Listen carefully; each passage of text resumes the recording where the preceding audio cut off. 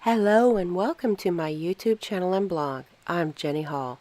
Thanks for joining me for another card making tutorial. Today I have a watercolor card to share with you. It's not complicated. I believe you can recreate it with success. I'm using a Little Wild stamp set and coordinating dies. These stamps are unique in the way that it has the front and the back of each animal on the same stamp. If you want to get just one of the images, try using a post-it note to cover up one half of the stamp, and then you can use just the front. I'm stamping onto watercolor paper with regular dye ink. I've chosen a brown ink that I can just pull in a little bit of the wet ink lines and get a hazy brown look.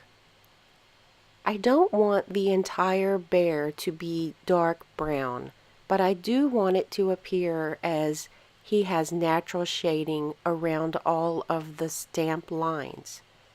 So I'm being very careful to only touch that brown ink just to pull it away enough. An aqua painter is a fantastic way to bring a watercolored look to a stamped image, even to individuals that are not experienced with watercolors. Many stampers feel that they are not an artist and that they only do stamping. However, I would like to tell you, my friends, you are an artist, whether you want to call yourself an artist or not. So be proud of it and try new things. Part of being an artist is giving yourself the creativity time and allowing yourself to try new things. You can do it. Just give yourself a few tries to feel comfortable with new techniques. I'm bringing yellow into the bear because when I first saw this stamp set, I said to myself, "There's Winnie the Pooh." Now my family all disagreed with me and said, "That's not Winnie the Pooh, Mom. Winnie the Pooh has a red shirt." So this is not Winnie the Pooh, but for me, this is my version of the closest thing I can get to Winnie the Pooh. I'm bringing the yellow ink in just to the areas that are needing to be filled in, not too darkly.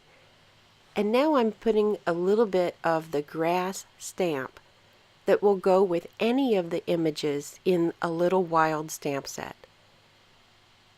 The aqua painter is going over the grass very lightly, just enough to pull the color down below the grass and below the bear. This will allow the scene to look much more natural, and there's no special techniques I'm using for doing this. If there's an area that needs a little more green, then I dab my brush onto the stamp pad, and that way I'm able to bring a little bit more green and keep that watercolored look. That's one thing that I find is the trick to watercoloring. It's so much more simple than what it appears to be. So keep it simple and go with what works for you. My panel on the front of the card is made from shimmery white cardstock.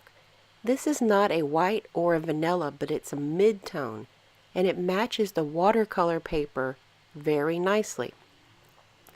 So keeping with the color scheme of Winnie the Pooh, I am adding a layer of real red cardstock that is only 1/16 of an inch larger than my shimmery white panel.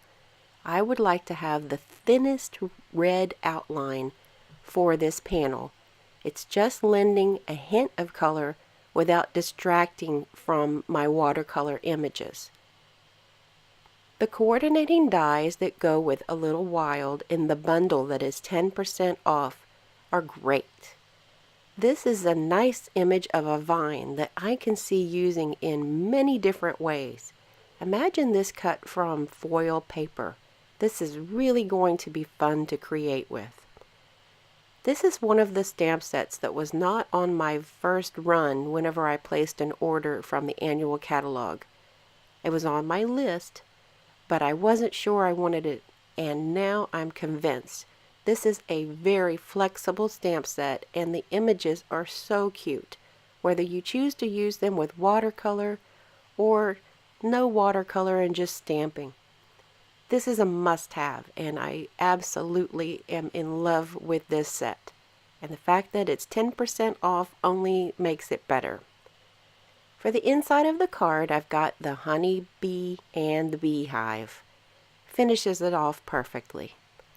Thank you all for joining me for another card making tutorial. I hope you like this card. Be sure not to miss the exclusive content I share only with my customers. You can become a customer by clicking Shop Now at jennystampsup.com to make your Stampin' Up! Purchase. All of the supplies are listed in the video description as well as on my blog. Thanks for joining me today. I'll see you in the next video. Thanks for watching the video. See you next time.